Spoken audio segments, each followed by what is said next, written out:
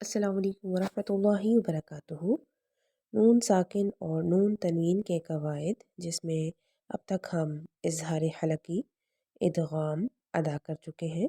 اظہار حلقی کا قاعدہ یہ تھا کہ ہم نے نون ساکن یا نون تنوین کے بعد حروف حلقی کو تلاش کیا تھا، یعنی نون ساکن اور نون تنوین کے بعد حروف حلقی میں سے کوئی ایک حرف آ جائے تو وہاں پر نون کی آواز کو ہم اظہار کر کے ظاہر کر کے ادا کریں گے۔ اسی طرح ہم نے اس کے بعد ہم نے پڑھا تھا ادغام کا قاعدہ، جس میں ہم نے قاعدہ پڑھا تھا کہ نون ساکن یا تنوین کے بعد حروف یرملون میں سے کوئی ایک حرف آ جائے تو وہاں پر ہم ادغام کریں گے، یعنی نون کی آواز کو اگلے حرف میں ملا دیں گے اور ایک الف کے برابر غنہ کریں گے۔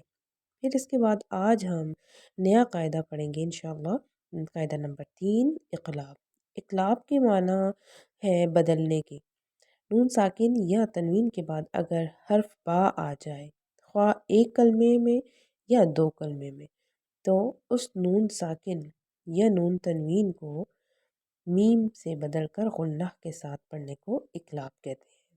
ٹھیک ہے، یعنی نون ساکن یا تنوین کے بعد حرف با آ جائے تو اس کو ہم میم میں بدل دیں گے۔ کس کو؟ نون کو۔ نون کی آواز کو اب تک ہم بدلتے آئے ہیں، پہلے ہم نے نون کو ظاہر کیا، پھر ہم نے نون کو ملا دیا، اب ہم نون کو میم میں بدل دیں گے۔ ٹھیک ہے، اور یہ جو ہے تو ہمارے پاس قرآن پاک میں چھوٹی سی میم ڈلی بھی ہوتی ہے، جس کا مطلب یہ ہوتا ہے کہ نون کو ہم نے میم میں بدلنا ہے۔ ٹھیک ہے، آج ہم الحمدللہ یہ قاعدہ سیکھ رہے ہیں۔ چلتے ہیں اپنی مشق کی طرف۔ مشق پڑھتے ہیں اور اس میں ہم دیکھتے ہیں کہ ہمارا قاعدہ کیا ہے۔ اعوذ باللہ من الشیطان الرجیم، بسم اللہ الرحمن الرحیم۔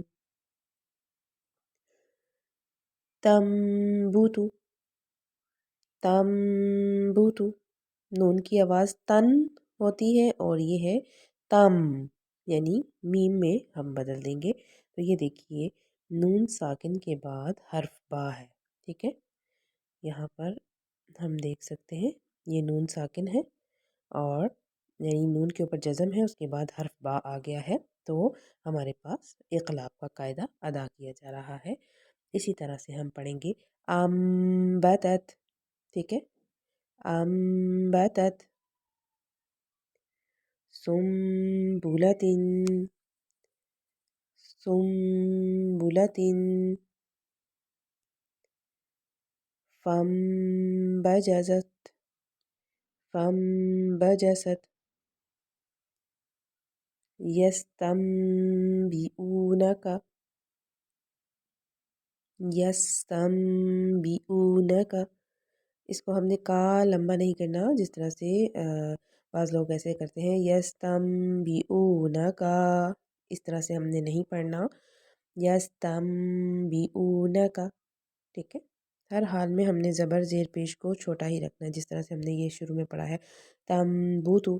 ٹھیک ہے، تنبوتو نہیں پڑھا، تنبوتو۔